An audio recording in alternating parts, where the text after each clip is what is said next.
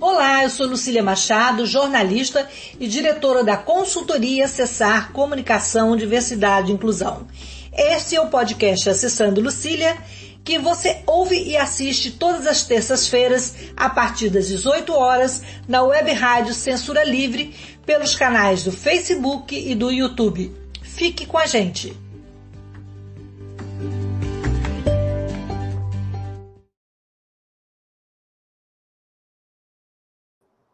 Olá, boa noite. Esse é o podcast Acessando Lucília e hoje nós vamos fazer um programa, estamos na véspera do Dia Internacional da Mulher e o nosso podcast é seguindo a onda, né, e seguindo a linha, vamos falar sobre mulher, sobre... esse ano o tema do 8M é Sem Mulher Não Tem Democracia. Eu sou uma mulher branca, de cabelos castanhos escuros, estou com óculos dourado, com uma correntinha, uma blusa preta com bolas brancas, e eu vou apresentar aqui para vocês as nossas convidadas. Antes de falar, de apresentar as meninas, só complementando, a desigualdade de gênero, ela afeta as mulheres em vários setores da nossa sociedade. E essa simetria está na representatividade feminina em várias esferas, como na política e na ciência. As nossas convidadas são a professora Helena Carla Castro, professora titular do Instituto de Biologia da UF. A Helena, ela... Me perdi aqui nos dados da Helena, socorro. Vou achar. Ela é coordenadora atual, né, da coordenadora de pesquisa da Pró-Reitoria de Pesquisa e Graduação, da PROP, e agora também inovação, desculpa. E ela é uma das fundadoras do grupo da Comissão Permanente de Equidade de Gênero, a CEPEG, da UF, que nasceu a partir de um grupo de trabalho de mulheres na ciência, lá em 2018. E a Tamires Macharete Eupídio, subsecretária da Coordenadoria de Políticas e Direitos das Mulheres de Niterói, a CODIM. Então, meninas, bem-vindas. Pela ordem alfabética, Helena, você se descreva. Então, primeiro, agradecer o convite. Eu sou uma mulher negra, estou de óculos com aro vermelho, eu estou de vestido com a barra rosa e os cabelos presos aqui, eles são meio eletrizantes, então eles podem estar um pouco selvagens, né, aqui na visão das pessoas, os cabelos negros. Então, agradecer muito essa oportunidade de estar aqui com vocês, né, nessa semana tão especial, né, nesse mês tão especial envolvendo a mulher. A gente que agradece, Helena. Tamires? Boa noite, boa tarde, né? Boa noite. Meu nome é Tamires, é um prazer estar aqui com você mais uma vez, Lucília, é um prazer te conhecer também, professora Helena. Eu sou uma mulher branca, de cabelos ruivos, pintados, estou com óculos com haste dourada, meio tartarugado, estou com um batom de tom escuro, mais para o vermelho, um brinco pendurado aqui, ó, grandinho também branco, e é um prazer estar aqui com vocês hoje para debater esse tema tão importante. Então, vamos lá, menina. Na Câmara dos Deputados, os homens conquistaram 82% das vagas nas eleições de 2022, né? Sendo que as mulheres são maioria na população do país. Quer dizer, essa conta da participação feminina nas esferas do poder, ela precisa, de fato, ser fechada, né? A nossa Constituição garante, nossa Constituição, a igualdade entre homens e mulheres, né? Como é que a gente pode contribuir para este caminho para garantir os direitos das mulheres? Tamires? Bom, boa noite. É uma pergunta, assim, né? Uma reflexão muito importante da gente fazer, porque eu acredito que essa construção, para que a gente possa alcançar esses espaços, ela é coletiva. Historicamente, a gente já viu que as mudanças sociais elas foram acontecendo quando as mulheres se uniram, né? E a gente se organizou politicamente em torno de algumas pautas. Então, eu acredito que trabalhar isso, né, na transformação da cultura da nossa própria sociedade, trabalhar temas que muitas vezes parecem até jargões, assim, e são repetitivos, mas que fazem efeito. Mulher tem que votar em mulher. Mulher tem que acreditar nas propostas das mulheres e entender que sem a representatividade, né, de pessoas que passam pelos mesmos dilemas, pelos mesmos problemas, enfrentam as mesmas dificuldades que nós na sociedade, sem essa representatividade, a gente vai continuar com homens definindo aquilo que é importante ou não para a gente. Ou, na realidade, né, eles vão definir aquilo que é importante para eles, e o que sobrar fica para a gente, né? E vão começar a determinar aquilo que é importante para eles quanto aos nossos corpos, né? Limitar nossos corpos, limitar nossos espaços. E a gente precisa disso. Eu acredito que a união em torno dessas pautas, acho que não tem assim uma solução nova. Eu acho que a união, o fortalecimento, a vontade, a garra, né, de reestruturar essa sociedade pode fazer com que a gente consiga alcançar esses espaços. E utilizar as redes sociais, né, para fazer com que mais mulheres tenham esse protagonismo, consumir conteúdos de mulheres, né, isso fortalece muito a nossa representatividade, e que é tão importante, né? Afinal de contas, democracia é uma palavra feminina, né? E como a Lucília disse, nós somos a maior parte da população no Brasil. Em Niterói, por exemplo, nós somos quase 53% da população, e hoje, literalmente, no dia de hoje, a gente não tem uma mulher na Câmara. A gente tinha uma que era uma vereadora, e ela agora foi eleita como deputada estadual, foi assumir a legislatura, né, como deputado estadual, que é muito bom, né? Temos mais uma representatividade lá. Mas não temos uma vereadora mulher, para você ter ideia. Niterói nunca teve uma prefeita, por exemplo, né? Então, são pautas assim que, trazendo para a nossa realidade, são importantes da gente repensar nos contextos dos municípios. 900 municípios não tiveram uma mulher concorrendo, né, no Brasil, não tiveram uma mulher concorrendo à prefeitura, né? Na Câmara, a gente tem aí um espectro de mais ou menos uns 16% de representatividade nas câmaras de vereadores ao longo nesse nosso território brasileiro. 16% é muito pouco, né, para o contexto de Brasil, um país continental. A gente tem aí nas prefeituras uma representatividade de 12,1%. Isso é muito pouco, né? E como é que a gente vai transformar a realidade, né? Porque eu costumo dizer que as pessoas vivem nos municípios. A pessoa vive no estado, vive, mas ela vive na realidade do município. Se nos municípios a gente não consegue transformar isso, fica ainda mais difícil projetar para nível estadual, né, e para nível federal. Mas acredito que a união, utilizar as ferramentas que nós temos, leis são muito importantes, né?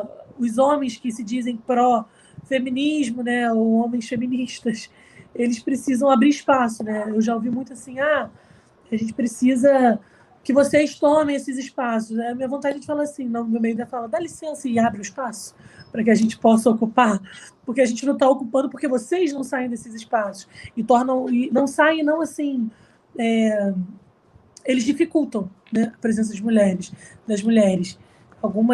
Eu ouço uma história aqui, ouvi uma história há um tempo de que uma mulher muito importante na política local, ela falava, a política é feita de noite, e de noite a mulher geralmente não consegue, porque tem o trabalho, né, do cuidado, de ter que estar em casa, cuidar do filho, as decisões são tomadas no calar da noite.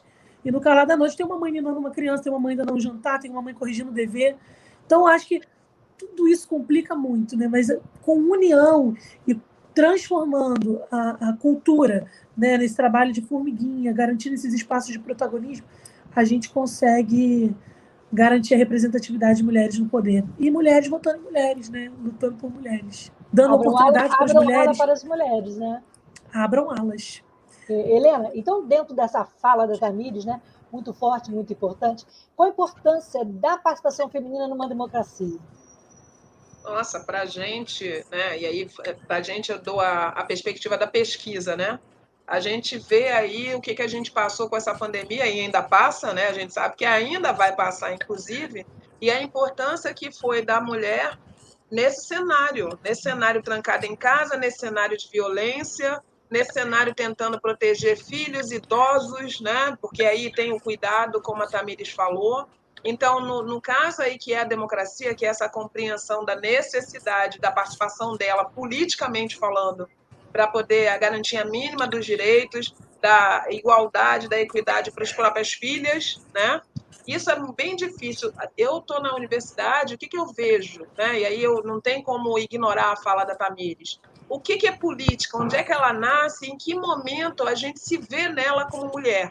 Não consigo responder, talvez a Tamires possa me dizer, até porque ela está nessa seara, mas como pessoa, como indivíduo, eu não vejo nenhuma ação, nenhuma representatividade onde uma menina, por exemplo, ela queira estar naquele lugar, né? E quando vai para a universidade, menos ainda.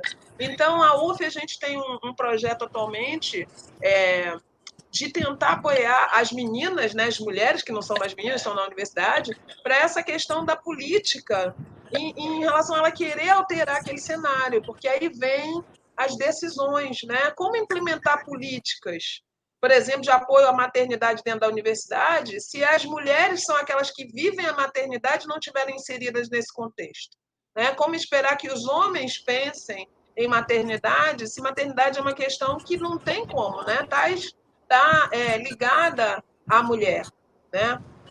E essas questões que envolvem, inclusive, as mulheres trans, são cenários que precisam que estejamos todos participando, inclusive as mulheres trans, inclusive as mães, inclusive, né? E aí vamos à inclusão, né? Lucília, você bem sabe o que é isso. O termo incluir no sentido mais amplo. Incluir não é exclusividade, né? Porque as pessoas confundem muito a questão da inclusão e da exclusividade. E a democracia, ela trata disso, do direito de todos e da equidade para todos. Quando a gente criou o grupo de trabalho Mulheres na Ciência, foi pensando, foi nesse ambiente que a gente precisa que reconheça que, no caso na época, as mulheres pesquisadoras, elas precisam ser reconhecidas primeiro como mulheres, né? Porque é o que são. Se a gente pensar na maternidade tem hora, essa é a realidade para a enorme maioria, né? A maioria das mulheres, ela tem idade fértil que ela acaba seguindo, e é a idade exatamente em que o homem está em plena produção acadêmica, né? Então, enquanto ele está livre e liberto, produzindo e enchendo o currículo dele, a mulher está na gravidez, cuidando e sendo cobrada que mãe é essa que não está presente, que mãe é essa que entrega para a empregada, né? Que aí vem essa fala. E aí, a criação desse grupo de Mulheres na Ciência foi para tentar dar essa questão de políticas de apoio à maternidade, a conscientizar a comunidade acadêmica sobre o viés implícito e as construções de estereótipos de gênero.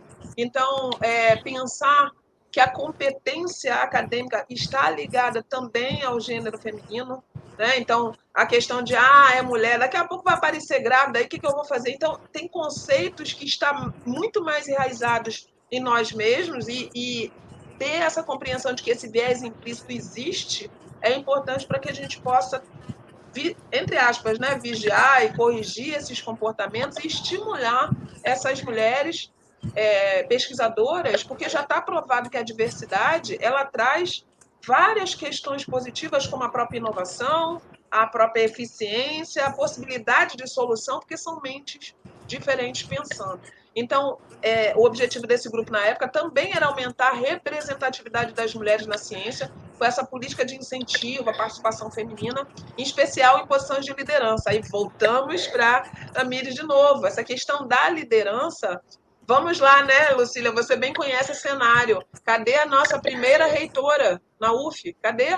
Né? Não temos até hoje. Cadê? Existe um corredor com quadros dos reitores e são todos homens.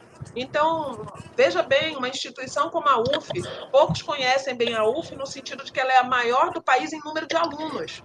Para mim, ela é a mais importante no sentido de responsabilidade de formação de pessoas e até hoje não teve uma mulher né, liderando essa instituição. Então, desculpa, Lucília, se eu me estendi muito, mas a questão da democracia ela precisa ser trabalhada, inclusive, dentro das próprias universidades, nesse entendimento da participação feminina em questão de liderar certas situações, como é que chama? Em instâncias superiores, e a gestão agora do reitor, que se manteve, é exatamente isso. Agora se expandiu o número de mulheres, ainda bem, né? E aí você vê que o olhar e o diálogo é completamente diferente, porque você inclui agora questões muito importantes na perspectiva, sim, feminina, sem excluir, lembrando sempre isso, a perspectiva masculina, né? Porque a universidade é para todos, não é para alguns, né? Ela é visada para atender a todos e para criar esse ambiente de inovação, diversidade criatividade, e isso é com a troca de ambos, né? De todos, na verdade. Com certeza. Tamires, quer que eu comentar a fala da Helena? Sim, queria fazer assim, algumas pontuações. Essa questão de não termos, né, ainda hoje uma reitora mulher numa universidade com tanta importância, né, nesse cenário nacional, uma universidade reconhecida internacionalmente. Eu fui aluna do Direito, né, da UF, estudei na UF também. E o nosso curso é centenário, né? O curso de Direito é centenário. Por mais que pertença à UF, a UF tem 60 e poucos anos, né, se eu não me engano.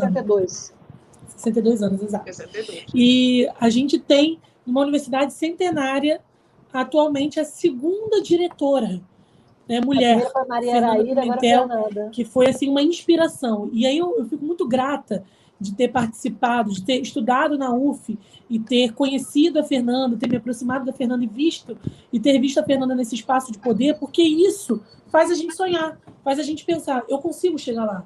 E faz a gente ver que não foi fácil, com certeza não foi fácil para essa mulher chegar ali, para ela reafirmar o seu valor, deve ter tido que reafirmar o valor dela, a inteligência, a capacidade dela de gestão e propriamente jurídica, né?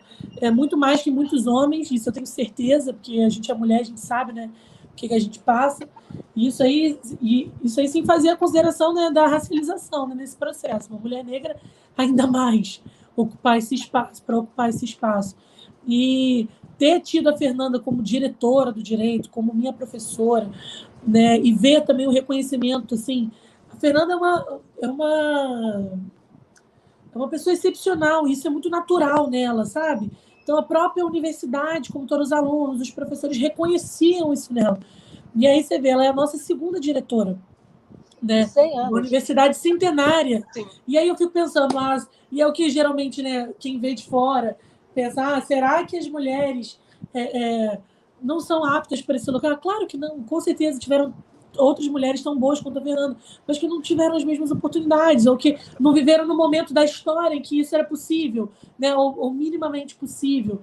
E aí hoje eu estava dando uma palestra, dei 2 palestras hoje, uma na Marinha, dei uma outra numa empresa privada aqui de Niterói, e aí eu estava contando para eles sobre os papéis de gênero, né? Como é que esses papéis de gênero limitam a nossa complexidade, a nossa experiência de vida no mundo, né? E aí tem uma pesquisa da Universidade de Colômbia, se eu não me engano, que eles vão a algumas escolas primárias. Acho que eu já falei sobre isso, não sei, Lucília, mas vou repetir, né? Não, pode falar. Eles vão a algumas escolas primárias, e aí eles analisam, assim, uma categoria de análise de crianças de 6 a 10 anos. E aí eles percebem que de 6 até os 7 anos, até seus 8 anos ali, as meninas, e eles perguntam para as crianças, vocês se consideram inteligentes? E até os 6 anos de idade, até assim, seus 7 anos, as meninas se consideram inteligentes, os próprios meninos dizem que as meninas são mais inteligentes. E aí, obviamente, resguardados, né, os contextos geográficos e sociais dos Estados Unidos, né, das escolas que eles foram, a partir dos 8 anos, assim, os meninos e as meninas começam a ter mais contatos com professores homens. E aí a referência deles de poder, a referência deles de inteligência, de sabedoria muda, né? Passa para um referencial masculino. E aí eles começam a enxergar, ao longo da vida, a partir desses 8 anos de idade, homens nos espaços de poder, e não mulheres. E aí, quando eles perguntam para essas meninas, a partir dos 8 anos, se elas se consideram inteligentes, as meninas têm dificuldade de reconhecer isso, duvidam de si mesmas e começam a atribuir aos homens, aos meninos, a inteligência. Dizer que eles são os inteligentes. Porque elas não se veem mais em espaços de poder. Então, a representatividade é muito importante. Tem um poema da Rupi Kaur que ela fala que a representatividade ela é importante porque, senão, uma libélula... uma borboleta nunca vai ser representada por uma libélula, né? Por mais que tenha asas, ou seja, é um ser humano. Vamos colocar aqui na nossa... trazendo para a realidade de seres humanos, né? Um homem, ele continua sendo humano, mas ele não é mulher. É importante ter a representatividade de uma libélula, né? De uma mulher ali. Eu preciso de uma mulher para me sentir, de fato, representada, né? Para saber que as minhas questões, as minhas pautas, os meus anseios, as minhas dificuldades estão ali em voga, né? Estão na ordem do dia. Então, a representatividade é muito importante para isso. porque senão um peixe nunca pode voar. Tem um outro poema, não lembro de quem, não sei se é de Andrade, né, que ele fala sobre isso, que se a gente colocar um peixe para subir uma árvore, ele vai achar que ele é o pior, né? Que ele nunca vai conseguir isso, mas é essa questão da representatividade. Então, se nós não vemos essas mulheres nesses espaços de poder, até os nossos sonhos são limitados. E quando a gente limita os nossos sonhos, quando a gente limita as nossas perspectivas de futuro, a gente está limitando a nossa existência. Porque tudo começa aqui, né, na ideia. Depois a gente materializa. E aí eu fico pensando, e eu fico assim, muito grata de ter tido nesse caminho mulheres assim excepcionais, que me abriram oportunidades. Uma delas é a Fernanda Sixel, que é a coordenadora geral da CODIM, onde eu trabalho hoje. Né? Fernanda me abriu muitas oportunidades e ver aquela mulher agindo, pensando em políticas. Hoje, por exemplo, ela está na ONU, na 77ª, acho que, Conferência da ONU Mulheres de Nova York, representando as políticas públicas do município de Niterói, lá em Nova York. Eu olho para ela e falo, um dia eu consigo chegar lá. Essa mulher trilhou esse caminho, né? Então eu posso sonhar mais, porque eu tive essas experiências, eu tive eu consegui enxergar. Né? A gente é aquilo que a gente vê, a gente consegue se tornar aquilo que a gente vê e imagina, né? E pensa. Então é muito importante essas pontuações. E às vezes a gente fica pensando assim, a gente fala assim, não é exclusividade. E o tempo todo parece que a gente tem que frisar isso, né? Que essas questões da inclusão não são prioridades ou são, na realidade, privilégios, ou que são exclusivos, porque senão amedronta, né, de uma tal maneira os homens. Vai roubar. É tão frágil, né, esse lugar deles de poder e de privilégios na sociedade. Supremacia branca. De supremacia branca, né? Heteronormativa, né? Que qualquer movimento que a gente faça para garantir o nosso espaço, que é nosso por direito, né? Que é nosso mesmo, e que a gente tem que ocupar, e que a gente consegue se desenvolver tão bem, né? Eu falo assim, até brinco assim às vezes, mas é uma brincadeira. Eu falo assim, as pessoas falam, as mulheres são muito inteligentes. Eu falo, são mesmo, são muito mais até. Né? A gente é tão boa que a gente não quer nem... A gente combate o machismo com o feminismo, que pauta a igualdade, né? Nem a supremacia das mulheres. Eu falei assim, eu não estou nem querendo tirar as forras dos anos de opressão. Estou só querendo que a gente seja igual para a gente caminhar, porque a mulher tem isso, né? Eu acho que até mesmo muito do trabalho, do cuidado, desse papel de gênero, do cuidado que foi imposto à mulher. Essa sensibilização faz com que a gente enxergue o mundo de uma maneira global mesmo, universal, de presumir e de pensar nas próximas gerações, né? Pensar de fato no futuro. Eu não quero rixa, eu quero igualdade, eu quero equidade, justiça mais igualdade, né? Para a gente construir um futuro melhor. Eu quero caminhar junto, né? Exato. Você vê como é que a gente é legal até nisso, né? Que se fosse outro, se fossem eles iam querer tirar fora. Helena, e quais são assim, as ações que precisam ser tomadas, tanto no campo público como privado, para que nós, mulheres, efetivamente, possamos conquistar todas as ondas de direitos fundamentais, né, que estão disponíveis, por exemplo, na Constituição brasileira, né? Pois é, a Tamires, só resgatando um pouquinho o que a Tamires falou, que essa questão de como as meninas, né, se veem, depois como mulheres vão acabar repetindo esse mesmo raciocínio, tá aí as votações, né?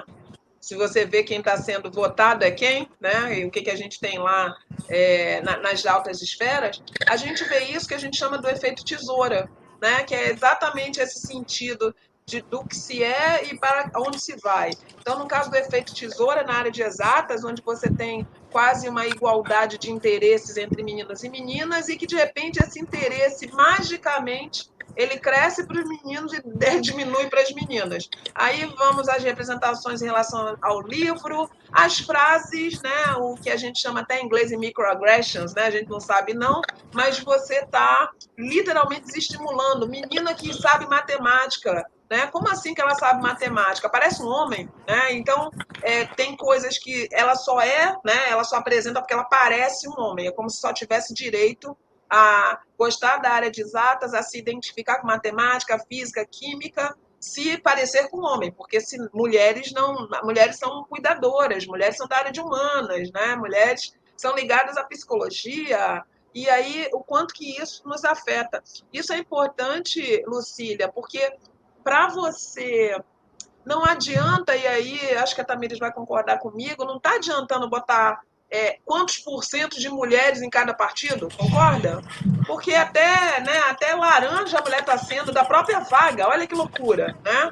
Então, como fazer um direito, né? Vamos botar aí, sei lá, quantos % estão dando de direito, se é que isso é direito, o quanto que nós estamos preparando para uma massa, né, um número grande de mulheres queiram, inclusive, disputar esse espaço, né? E a gente não tem isso. Então, Lucília, quando a gente fala assim, como é que a gente melhora essa questão para que as mulheres tenham direito, felizmente ou infelizmente, não sei como avaliar isso tem que ser em diferentes esferas, mas em diferentes mesmo. Existe a esfera do agora. O que é a esfera do agora? A esfera do agora é questão de regulamentação. Aí eu vou dar um exemplo, inclusive com a relação ao GT de Mulheres na Ciência, que virou esse espaço da comissão de equidade de gênero, que é a questão de começar a mudar agora o que está acontecendo agora para as mulheres de agora.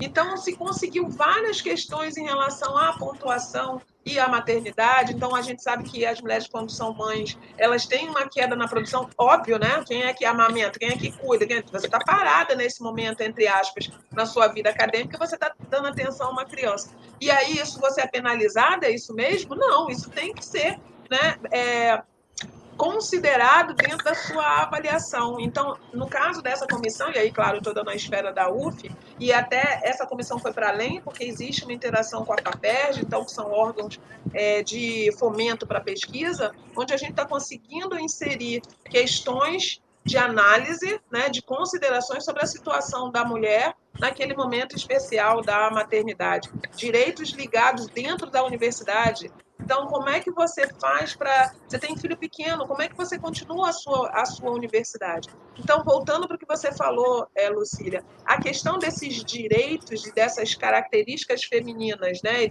na vivência feminina, ela tem que ser cuidada, e aí sim, cada região, aí vem a diferença das regiões, né? Cada região, ela acaba tendo que ela mesma analisar dentro do próprio contexto.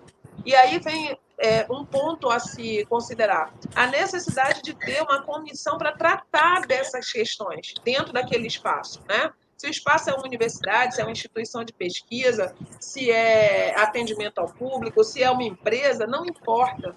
Você precisa ter nesse espaço essa comissão para que ele analise aquele local e perceba quais são as características daquele local e o que tem que ser mudado para criar esse ambiente em prol dessa mulher que vai se desenvolver e que vai trazer para aquele espaço, seja ele privado ou público, ganhos inerentes já comprovados cientificamente, né? Não é só uma questão de agradar as mulheres ou de ser bonzinho, mas sim da necessidade dessa sociedade ter esse ganho, né? E aí, vamos ao outro contexto mais ainda, né? A mulher com deficiência. E aí, como é que fica? Né? Que é essa, então, nossa senhora, é aí que ninguém nem pensa, nem quer saber, nem percebe a contribuição.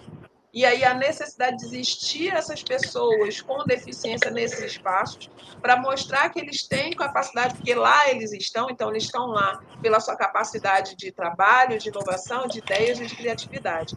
Então, é o que eu falei. Como fazer isso, né? Como garantir isso? Vai de todas as esferas, todas, absolutamente todas. Em todas as esferas, você vai ter que tratar isso naquele nível, dentro daquele espaço, dentro daquelas características, para que essa modificação não fique restrita àquele espaço, ironicamente, né? Se todos fazemos isso, isso vai como um todo, né? Com a sociedade como um todo. Agora, se eu só avisar espaço... eu só faço na universidade, mas eu não faço na escola, eu não faço no instituto de educação. Não, eu vou ter que tratar dos diferentes espaços para que isso seja mais rápido, que a gente atinja essa sociedade mais justa, né? Menos violenta. Vamos a esse ponto tão triste que é o feminicídio, que aumentou tanto, né? Que é tão drástico na vida da mulher. Essa questão de que se ela sofre a violência, ela que tem que entrar no programa de segurança, olha que loucura, é ela que tem que se esconder, é ela que tem que largar a faculdade, é ela Então, assim, é um É cenário... uma segunda punição, né? É Uma segunda punição. Ela tá sendo punida porque ela é a mulher, é isso mesmo, mas é isso que a gente Mais está uma vivendo. vez, né? Mas é isso que a gente está vivendo. É porque andou com roupa curta, é porque conversou com o vizinho, é porque tem sempre um porquê, né? Não, e o pior não é isso. O pior, vamos mais triste, é quando essa defesa é de uma mulher. Quando a defesa de uma mulher é que dói mais, né? Porque quando uma mulher defende qualquer situação de violência, de assédio, seja moral, seja sexual, é que me entristece, porque se uma mulher, ela acha mesmo que é porque está usando um vestido curto, ou porque falou de uma certa forma, ou porque está trabalhando, né? Ou porque ganha mais que o homem, porque, quer dizer, tem um monte de porquês que justificam uma violência inominável e sendo defendida por quem? Pela própria mulher. Então, olha o cenário da educação como é necessário, né, Tamires? E aí que a gente vê onde que o nosso... Tamires, eu quero que você comente a fala da Helena, e também depois a gente vai falar sobre o 8M desse ano, exatamente sobre como reconstruir essas políticas. Mas a gente tem que fazer um intervalinho para falar da rádio, que é uma rádio da classe trabalhadora, sem fins lucrativos, e quem quiser contribuir com a rádio é importante para a gente continuar tendo esse espaço aqui. Tá? A gente volta rapidinho, eu quero que a Tamires comente a fala da Helena e a gente pense junto aqui como que a gente vai reconstruir essas políticas, né? Sim. Vamos lá, rapidinho. Para manter o projeto da Web Rádio Censura Livre de uma mídia alternativa, buscamos apoio financeiro mensal ou doações regulares dos ouvintes, de amigos e parceiros, já que não recebemos recursos de grandes empresas, políticos ou partidos. Seja um apoiador regular e ouça o agradecimento no ar durante as edições dos nossos programas. Sua ajuda é muito importante para nós. Enviamos prestação de contas mensal aos nossos apoiadores. Temos uma vaquinha virtual permanente. Anote o endereço virtual apoia.se/CL Web Rádio. apoia.se/CL Web Rádio. Saiba mais sobre a emissora no WhatsApp 21 96553 8908. Web Rádio Censura Livre, a voz da classe trabalhadora.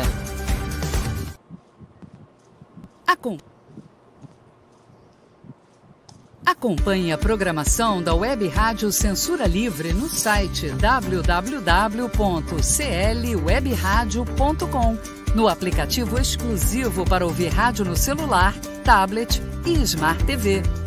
A emissora também está no Radiosnet, um dos maiores aplicativos para esta finalidade, na nossa página no Facebook e no canal da emissora no YouTube. Acesse o nosso canal escrevendo youtube.com/c/censura livre, tudo junto. Inscreva-se no canal e acione o sininho para receber as notificações de novos vídeos. Web Rádio Censura Livre, a voz da classe trabalhadora. Para ajudar a Web Rádio Censura Livre, anote os dados da nossa conta.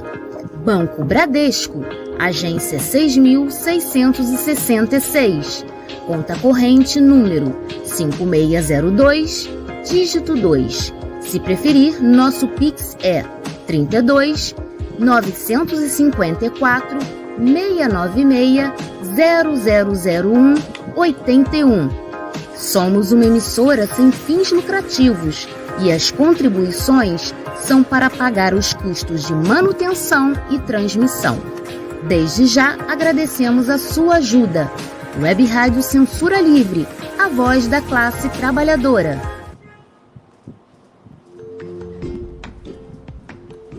Olá, eu sou Lucília Machado, jornalista e diretora da consultoria Acessar Comunicação, Diversidade e Inclusão. Este é o podcast Acessando Lucília, que você ouve e assiste todas as terças-feiras, a partir das 18 horas, na Web Rádio Censura Livre, pelos canais do Facebook e do YouTube. Fique com a gente!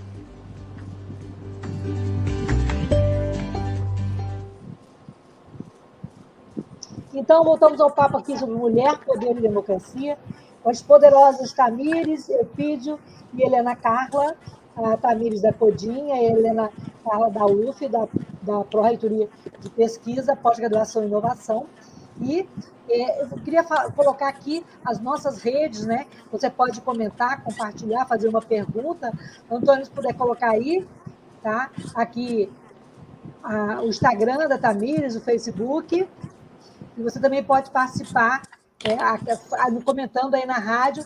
O Instagram da Tamires é instagram.com, Tamires _Eupídio, e o Facebook é tamires.macharete-eupídio. A Helena não tem redes sociais, mas a gente tem da CEPEG, facebook.com, cepeg.uf, MBXD e um monte de letrinha aí, botando CEPEG UF acha, Instagram também CEPEG UF.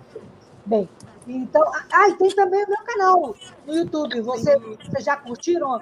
É Acessando Lucília, youtube.com/acessando-lucília 5059. Então, Tamires, comentando a fala da Helena, e também falando uma coisa que aumentou muito, e eu sei que vocês na Codinha têm um foco, que é a violência doméstica, o feminicídio, o assédio sexual, o estupro, que está sempre na pauta, né, do cotidiano das mulheres. Sim, a gente teve a pandemia, acho que o marco da pandemia, a gente esteve até conversando, né, Lucília, na última vez, se eu não me engano, que eu participei do podcast, falando sobre isso, né, sobre esses índices de violência contra a mulher que aumentaram tanto. A gente teve casos, assim, horrorosos, inclusive no município de Niterói. A professora Helena Sumiu o seu som. Deixa eu ver aqui uma questão, para ver se... Voltou. Só um minuto, para ver se... Opa. Voltou? Voltou. Agora subiu a sua imagem. O som voltou, você não voltou. Volta, Tamires. Tá tentando voltar, tem que voltar. Oi? Pode falar. Não, por isso, eu vou falando aqui. Falando. Isso. Eu não sei o que aconteceu aqui que saiu meu rosto, mas eu falo. A professora Helena estava falando sobre essa questão das justificativas esdrúxulas, né, que as pessoas dão para essa questão do estupro, das violências, e isso só nos mostra, né, onde o nosso feminismo ele precisa estar, como que a gente tem que ser ainda mais pedagógico e ainda mais humilde nesse papel de levar esse tipo de conscientização para todas as pessoas, porque isso de fato é uma realidade ainda, né, esse tipo de desculpa. A gente teve há pouco tempo um caso que aconteceu inclusive na cidade onde eu nasci, em Araruama, em que o pai estuprou um bebê de 27 dias de berço. E aí eu te pergunto, isso é por conta da roupa dessa criança? Isso é por conta da roupa? Isso é por conta da fala? Isso é por conta... Não, não é. Isso não está vinculado a esses estereótipos de roupa, isso não está vinculado a essas justificativas. Fosse assim, as mulheres... Tamires, vão dar culpa, sabe em quem? Na mãe que deixou ele com a criança. Exatamente, mas houve sim pessoas já perguntando onde é que estava essa mãe. Essa mãe estava de resguardo, dormindo de madrugada. Olha entendeu? Que e é sempre isso, esse lugar de punibilizar mais uma vez a mulher, de recriminar mais uma vez a mulher. Então, quando eu ouço assim, mulheres defendendo esse tipo de coisa, eu fico assim, eu repenso ainda mais o meu feminismo, sabe? Eu falo, o que eu posso fazer? Como que eu posso ser ainda mais pedagógica? Como que eu posso ser ainda mais assim, gentil, né, em passar esse tipo de conhecimento? Porque, né, é tão difícil a gente não ter esse apoio, sobretudo de quem deveria entender as mesmas coisas que a gente. Mas aí a gente só vê que o machismo deles, né, e o machismo ao qual nós fomos submetidas, ele está muito bem estruturado ainda, né? Então, por isso que eu falava no início que a união, né, e essa transformação da cultura, ela precisa... Esse trabalho que a Lucília faz assim, é muito importante. Porque isso chega a mais pessoas, né, as redes sociais, trazer temas tão relevantes, porque aí a gente tira... E todas essas justificativas fomentam e justificam ainda mais a cultura da violência e a cultura do estupro, né, na sociedade, fomentam ainda mais. E tudo isso passa por isso, né? Por uma cultura do estupro que permite a violência, né? Que permite pensar desse jeito, justificar a violência está cooperando para que a violência ela cresça ainda mais. Então, a gente tem os tipos de violência trazidos na Lei Maria da Penha. A gente tem a violência patrimonial, né, que é a retenção, subtração ou limitação, né, dessa mulher a bens financeiros, a seu material de trabalho, a seus documentos de suas crianças. A gente tem a violência sexual, que acontece dentro dos relacionamentos, né, que a gente chama, inclusive, de estupro marital. Né? A gente tem a violência psicológica, que eu defino como doses homeopáticas diárias de veneno. Né? Você vai apodrecendo a pessoa por dentro, vai atrofiando a pessoa por dentro, ao ponto dela não saber mais quem ela é, vai duvidando da própria sanidade, da própria capacidade. E aí, se você duvida de quem você é, né? Quem você é para resistir, quem você é para sair desse tipo de violência. Tem a violência moral, que ela está sempre vinculada à violência psicológica também, mas é ainda... não vou dizer nem mais suja, porque eu acho que as duas são igualmente ruins, né, e péssimas, mas é uma violência que ele, além de jogar no privado com a violência psicológica, ele joga para o público, né? O agressor joga para o público tentando minar as redes de apoio que essa mulher poderia ter, dizendo que ela é uma péssima mãe, que ela é uma péssima mulher, que ela o traiu, que ela o roubou, que ela é isso, ela aquilo, não é uma boa pessoa, e aí só vai minando ainda mais. E a gente tem a violência física, né, que é a mais visível, né, que a gente tem aí a violência mais visível, e logo após ela vem a violência psicológica, que são os maiores índices, né? Então, a gente, por exemplo, no CEAM, né, que é o nosso equipamento público, Centro Especializado de Acolhimento à Mulher, aumentou em 40% o número de buscas, o que para a gente, na Codin, é um dado bom, porque mostra que as mulheres estão acessando, né, esse equipamento público. Né? Mas, por outro lado, né, eu não sei nem, a gente não sabe nem quantificar se, de fato, aumentou a violência ou se elas estão tendo mais acesso. A gente acredita que a gente está tendo mais acesso, porque os números de registro de violência de um ano para o outro não cresceram tanto. Né? De 2020 para cá cresceu muito, né? Mas também porque muito se foi falado, então as mulheres estão acessando. A gente tem dados de subnotificação, né? Que são assim, exponenciais. Eu te digo até que são a maioria daquelas que não conseguem acessar, né? Ou que não se sentem fortalecidas o suficiente para ir para esses espaços. A gente passou por situações muito ruins. O caso da Vitória Melissa no Plaza, né, que foi horrível, né? Que foi assassinada, né? Eu cuidei pessoalmente desse caso. Foi assim, um caso que me marcou demais. Tamanha atrocidade que aquele rapaz, se eu não me engano, o nome dele era Matheus, que ele cometeu contra essa menina. Ele não tinha nenhuma relação com a menina. A gente chama de feminicídio não íntimo, porque não havia uma relação ali conjugal, uma relação de intimidade e de afeto. Né? Ele a perseguia, praticava o crime de stalking, que hoje a gente tem uma lei que fala disso. Né? Então, a gente é o quinto país, né, mais violento do mundo, que mais mata mulheres violentamente. Não é só matar mulheres, mas mata violentamente. Olha a característica. E tudo isso está muito vinculado à política, porque se a gente não tem mulheres, né, de forma igualitária nos representando, esse tipo de comportamento vai se proliferar. Né?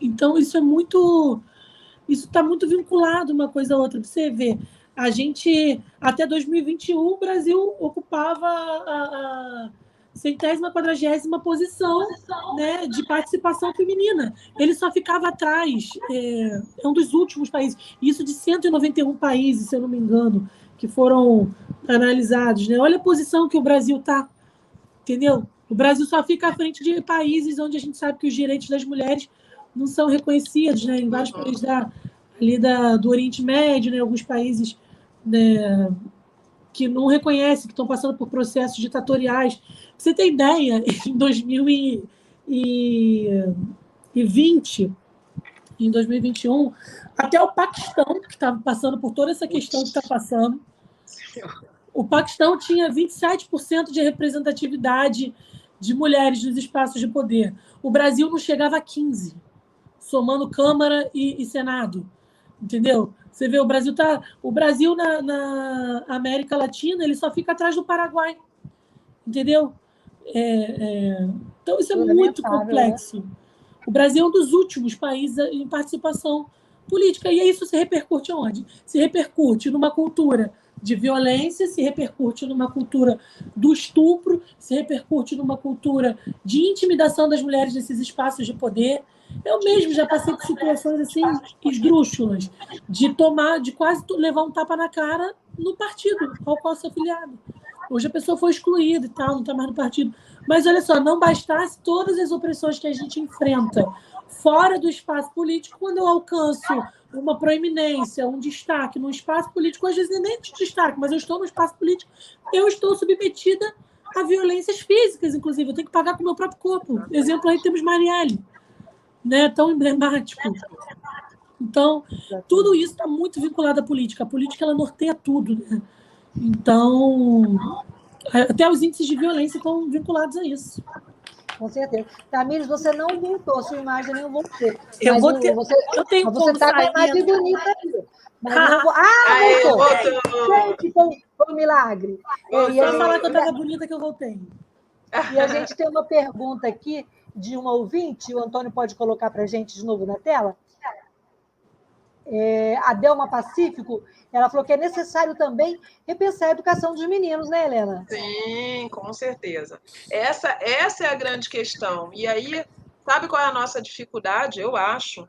É que quem educa, né, os homens, os meninos, é a família, né? E aí vem os exemplos. E aí vem a mulher, infelizmente, nesse contexto de submissão. E aí, claro, a gente está falando no grau máximo, né? Quando a gente fala de submissão, a gente tem o grau máximo, que é aquele grau máximo da mulher que depende, né, financeiramente, que não tem uma formação acadêmica, vou chamar de acadêmica, né? Mas aí às vezes não tem mal tem a primeira série, mal sabe escrever e ler, e aí como se libertar, e esse exemplo. Tudo bem, a gente fala nesse contexto que eu seria do grau máximo, mas esse contexto vai para inclusive para as elites, porque aí vem as questões do que é o que pertence, né? Pertence ao quem o quê? Quem tem um filho e uma filha, ambos fazem as mesmas coisas em casa, ambos são tratados da mesma forma, ambos têm para si as mesmas expectativas vindas daqueles que são a família responsável, se é pai, se é mãe, se é avó, pouco importa. E a gente sabe que não, né? E a gente fala que essa questão da educação, como ela, né, como a própria ouvinte falou, a questão da educação dos meninos, a educação dos meninos vai numa questão tão profunda e tão básica que vai, por exemplo, qual é a primeira, quem tem filha, mulher sabe, uma das primeiras coisas que ensina a menina, eu tenho certeza que tanto a Lucília e a Tamires vai lembrar, é feche as pernas. Vocês conhecem essa frase? Feche as pernas, né? Fecha a perna, puxa o vestido, não é? Fecha a perna e puxa o vestido. E aí eu digo, Tamires, o falar baixo é ruim, mas o fechar as pernas é sexual. Então é assim, você não ensina um menino que ele não deve olhar, né? Para a calcinha, para a roupa, para nada. Não, você ensina a mulher, né, a menina, a fechar a perna. Porque se ela está vendo a perna, ela está se oferecendo. Quer dizer, não é? Então, assim, é um conteúdo, gente, básico, que se ensina na infância, onde se traz a responsabilidade para aquilo que pode acontecer para você mesmo. E não existe essa mensagem ao menino, né? Quer dizer, pelo contrário, se você vê um menino olhando uma calcinha, que maravilha, é macho, é homem, é isso mesmo que ele tem que fazer. Então, é o que eu estou falando, essa questão da educação dos meninos, que começa desde casa, né, desde o básico, desde o direito ao corpo da menina, né, da roupa da menina, da postura da menina, e de você, como pai ou mãe de uma menina, também dar o direito a ela. Então, a gente trabalha no contexto de tira o direito dela, certo?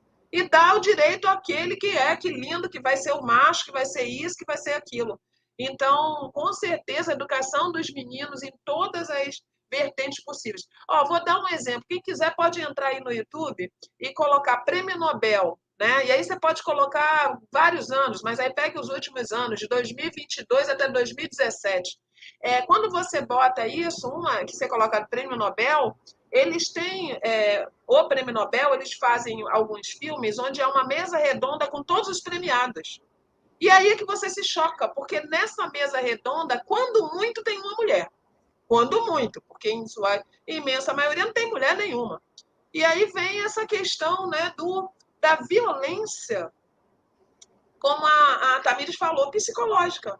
É a mensagem velada de que aquilo ali não é para a mulher, né? O Prêmio Uma Nobel violência institucional e social, né? Exatamente, né? Então, é assim, você, nesse sentido do Prêmio Nobel, por exemplo, seria o máximo, né, da academia acadêmica, você tem uma mensagem muito clara, até porque essa mulher, geralmente, quando ela está sentada naquela mesa, ela está na área de humanas, no serviço de paz, né? Sempre, e não estou desfazendo do serviço de paz, graças a Deus existem essas pessoas, mas a realidade é que a competência feminina não se restringe a essa área, mas é essa área que vai aparecer no Prêmio Nobel. E essa mensagem, né, que vem desde a infância, ela está ligada também a essas competências, né? E aí, por isso que eu digo, a primeira mensagem que me marca, que é esse sentido do corpo e dessa violência, desse assédio moral e sexual, ele começa na mais tenra infância. Porque, para mim, é um assédio a uma menina ela ter que fechar as pernas. Independente do que for, aquelas pernas têm que ter fechada. E homem não precisa, porque homem, afinal, como é que ele fecha as pernas? Olha o órgão sexual dele, olha isso, olha aquilo. E não é nada disso, né? A questão que as meninas fecham a perna é uma mensagem muito forte que se dá desde pequena. E essa questão do assédio moral e sexual, e aí vamos voltar aqui para as relações de poder, que seria chefia, né, e subalterno, vamos chamar assim, como você faz isso quando essa relação envolve o conhecimento, o reconhecer que você é inteligente, que você tem o conhecimento e a competência? Então, é bastante complicado. Eu conheço colegas que falam, quando atingem um cargo de poder, às vezes as pessoas que vão conhecer essa pessoa dizem, nossa, nunca imaginei que seria você nesse cargo, né? Nunca mais. Aí você vai ver né, o tipo físico. Às vezes é uma coisa que a pessoa vai pensar, é porque ela está falando que é negra. Não, eu estou falando de um caso de uma loira. É porque ela é negra, deve estar dizendo que sofreu racismo. Não, não, não. Essa história é de uma loira, tá? E como o cargo impunha inteligência implícita, o que ela estava fazendo lá? Porque qual é a piada célebre em relação, né, a ser uma mulher loira? Então, ela se sentiu assim, extremamente ofendida no sentido de por que não poderia ser eu? E aí vem esse conceito. Então, não é porque é uma questão de raça negra, é uma questão, aí vamos, do sentido daquela mulher, né, aí ligada a um determinado tipo físico ou não, dentro de um cargo que impõe implicitamente aquele viés de deve ser inteligente, né? E aí esse ambiente da universidade, como é que ela chegou lá? Alguma ela fez, né? E aí vocês entendem o resto da frase que eu não vou completar aqui, né? Como é que ela chegou lá? Isso não pode ter sido pela inteligência nem competência. Alguma outra forma ela começou. Aí vamos voltar àquela criança? Qual é a primeira forma que você não deve mostrar? Olha a ironia, parece brincadeira, mas sim, as mensagens são implícitas e o seu valor começa a ser determinado naquela infância. Então, como educar esses meninos? Essa educação perpassa várias esferas. A esfera de casa, a esfera da escola, né? A esfera religiosa, sim, e várias outras esferas que as mensagens, infelizmente, são computadas o tempo todo, né? Para construir aquele eu masculino e o eu feminino dentro da nossa sociedade. Fala irretocável, hein? Fala irretocável. Concordo. Depois ela falou que não ia falar muito, né? Ai, desculpa. Não, foi muito enriquecedor. Vou usar isso nas minhas palestras, hein? Falando sobre o fecha-perna, fazer um discurso sobre isso. Tamires, ninguém lembra disso, mas eu acho que é um dos marcos, assim, para a menina, quem já não apanhou, gente, um tapa na perna. Esse tapa na perna, isso é um clássico, né? E é uma coisa que você não sabe nem o porquê. Porque até para a mãe explicar o porquê que está fazendo isso, não vá ao banheiro sozinha. Que mensagem é essa, gente?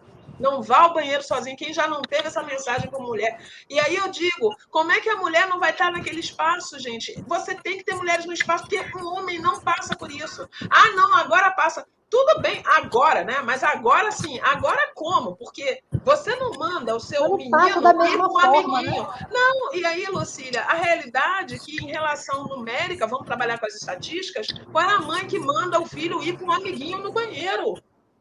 Não manda, porque aí, se for porque com o amiguinho no banheiro, já é lido de outra maneira. Exatamente, porque o contexto é outro. Então, essa questão do entender que culturalmente, né, nós mandamos essas mensagens e nós desprotegemos no momento que a gente manda essa mensagem, tanto para um quanto para outro, a gente está desprotegendo, a gente não está protegendo. Porque a gente cria esse espaço possível. Que de acontecer uma barbaridade dentro do banheiro, né, que é banheiro de um lugar que são crianças numa festa, né, e aí você tem que vai com um amiguinho. Então, assim, a gente tem um cenário das pequenas coisas que tem que ser cuidada, porque começa das pequenas coisas, né? Começa, toda mulher é uma florzinha. Eu brinco que eu sou florzinha, eu adoro flor, então eu sou florzinha daquele cactus que nasce no meio do deserto, nasce aquela flor maravilhosa, ninguém sabe como é que aquilo existe ali no meio do nada. Sou eu, tô eu, tá? Então, não quero tirar a flor, adoro a flor, mas a flor, até pelo papel dela, né? O papel, nossa, quando as plantas não tiverem flores, não temos mais plantas. Ela é essencial. Mas ela tem uma resistência, ela tem uma beleza, mas ela tem uma resistência enorme. Ela tem uma força enorme, ela tem um papel enorme. Então, sim, somos flores, mas nem por isso temos que ser cuidada ao ponto de não podermos participar deste mundo, né? Onde a gente está inserido para somar.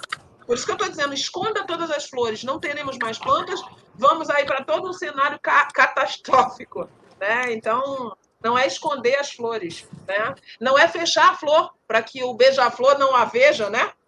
Não é assim que a coisa funciona. Exatamente. A Delma, ela comentou de novo ali, né? Tem um comentário dela na tela, e os homens abrem as pernas no transporte público, intimidando as mulheres, né, Tamires? Eu lembro disso assim, no meu terceiro período, acho, de Direito.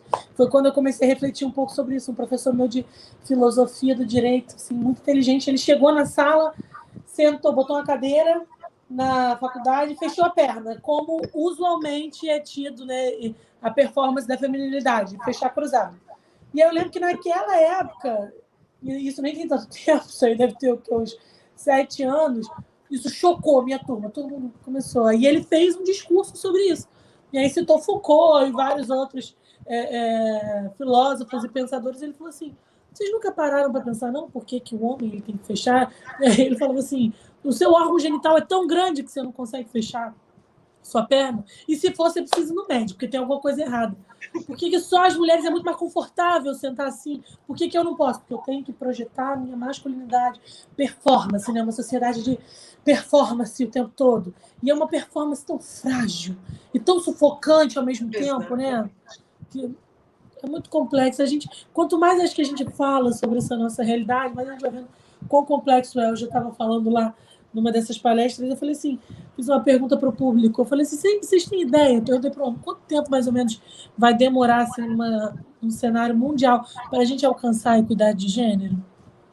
Aí ele foi com toda a sua boa autoestima e falou 10 anos. Eu falei assim, eu gosto de gente otimista, são 300 anos. O cálculo é de 300 anos, só para a gente revogar ao redor do mundo todas as leis que oprimem mulheres são 287 anos.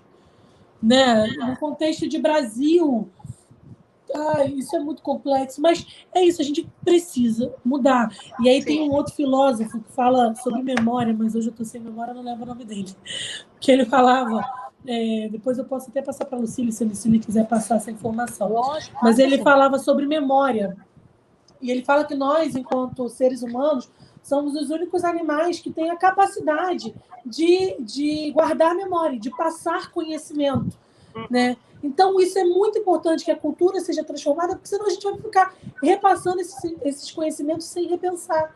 Conhecimentos arcaicos que foram desenvolvidos. E aí eu não digo porque a gente tem valores hoje, né, humanos, que são valores desenvolvidos há muito, muito tempo atrás. Não é uma questão de tempo, mas é uma questão de repensar esses valores, né? E repensar a vida em sociedade. Nós somos muito complexos para ficar absorvendo e reproduzindo tudo que falam para a gente e não repensar. Uma vida sem ser pensada. Sem análise, né? Sem análise, né? Não faz sentido. Faz sentido sair vivendo igual máquina? Pois é, repetindo, né, processos, né? E ver o legado que eu quero deixar, né? Construir um legado, uma sociedade justa, igualitária, né? Então é isso. Mas é muito bom poder pensar sobre isso com mulheres tão excepcionais. De verdade. Gente, e eu ficaria aqui a noite inteira aqui falando com vocês, as poderosas, falando sobre democracia, sobre poder e sobre tudo isso, né? E a gente sabe que a igualdade entre os gêneros, ela foi estabelecida, né, Tamires, pela Constituição de 88, mas ela precisa de uma mudança cultural, para sair do imaginário e se tornar uma coisa real, né? Então, eu queria que vocês desse um recado final. E eu queria que o Antônio colocasse na tela o Instagram da Codim, para a gente ficar sabendo das programações e das atividades do 8 de março. Se o Antônio puder colocar aí, eu agradeço. Vamos tirar um print também aqui da tela para eu botar. Eu vou tirar, pode deixar. Eu vou postar nas redes e vou no Facebook, no YouTube, no Instagram, no Twitter. No geral. Depois fica também nas tocadoras de podcast. Fica no Spotify, no Google Podcast, no Anchor. Então, o Instagram da Codim é Mulheres Niterói. E tem um monte de letrinha aí. Mas pode botar Codim. Mulheres Niterói. Se procurar Mulheres Niterói. Bem, mulheres. Helena, qual é o seu recado? Qual é a sua expectativa? E qual é o seu recado para as mulheres nesse dia 8, tão importante, né? E que não seja só um dia para a gente lutar pela igualdade salarial, mas também para o nosso contra a violência, contra o feminicídio, e as mulheres todo o poder. Pois é, então, primeiro, né, terminar aqui agradecendo o convite e o prazer de ter estado com Tamires, com a Lucília nesse diálogo muito, muito prazeroso, que a gente sempre aprende muito. Tamires aqui me abriu um monte de áreas aí para usar na próxima apresentação, tá, Tamires? Você fez isso comigo também, muito bom. Mas, assim, para as mulheres, né, e aí todas as mulheres trans, mulheres cis, mulheres hétero, né, todas as mulheres, porque esse cenário é rico demais para a gente pensar que alguma delas não entrará nessa mensagem. Para mim, o mais importante é o orgulho de ser quem é. E esse orgulho não é um sentido negativo, é o orgulho da existência, né? É o direito à existência por aquilo mais sagrado que é estar aqui.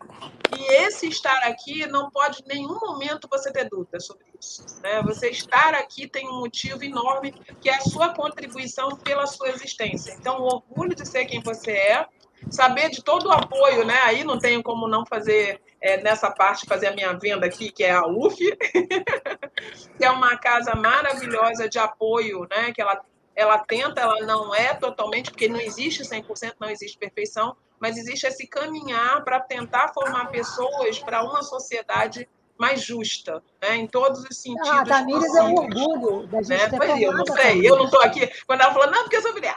Tinha que ser. Como não seria? Lindas, Como não seria? Então, a minha mensagem é essa: tenha certeza de que você existe aqui por um motivo, que a sua existência já é uma importância enorme para todos nós, né? Vocês fazem muita diferença. E aproveitar esse mês, que eu não chamo de dia, é mês. O mês é nosso. O mês não, a vida toda é nossa, né? E aí, sim, a última mensagem para mim é a vigilância. Porque, assim, acaba que a gente contribui para esse cenário.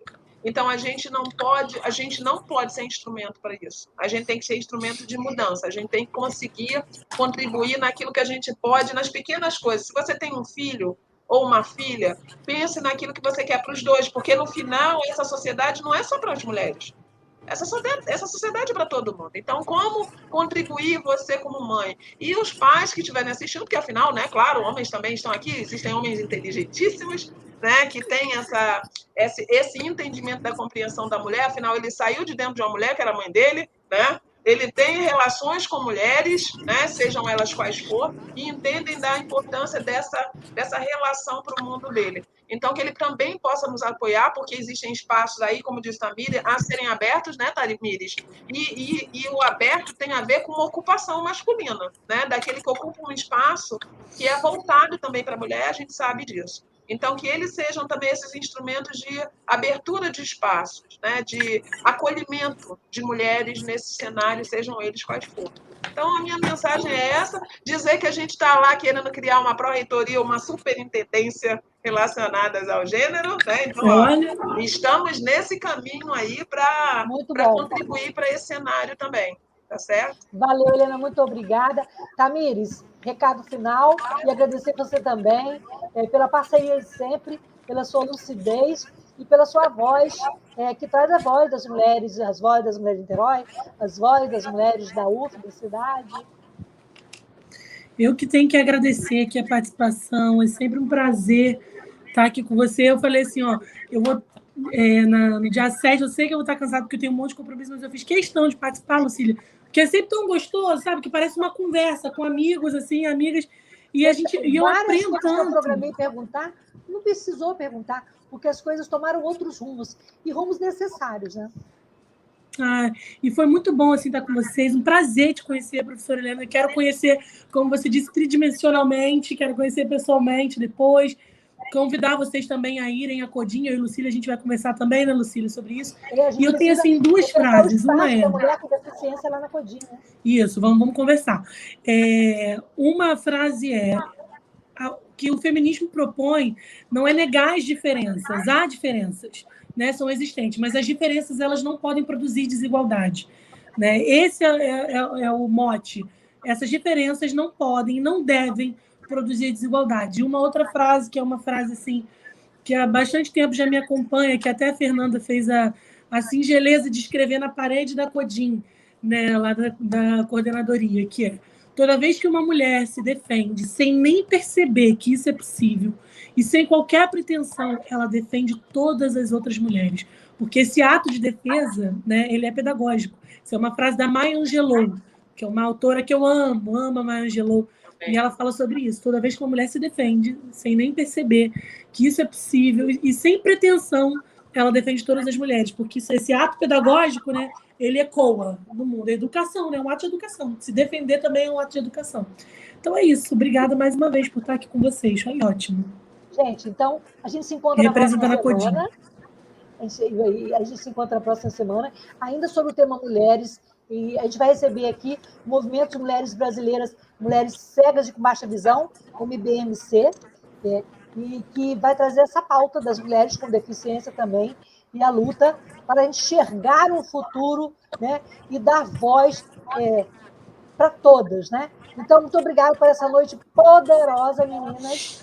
E está disponível no YouTube, no Facebook, no Twitter e também no meu canal do YouTube, Acessando Lucília. Beijo grande. Maravilha. E a luta continua. Seguimos juntas nessa e em outras lutas. Beijão, gente. Obrigada a todos. Prazer, Tamires. Prazer, professora. Boa noite. Beijo. Beijo.